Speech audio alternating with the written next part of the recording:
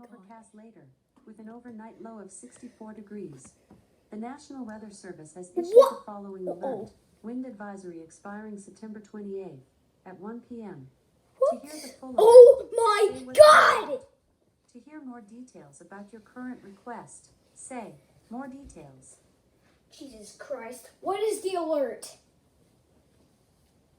There's the following weather alert in effect. Wind advisory. Wind advisory in effect from 1 a.m. to 1 p.m. CDT Monday. What? North winds 20 to 30 miles per hour with gusts up to 45 miles per hour expected. Where? Portions of south central Texas. When? From 1 a.m. to 1 p.m. CDT Monday.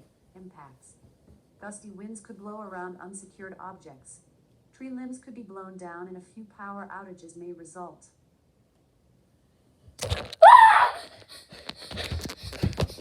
I'm out of here!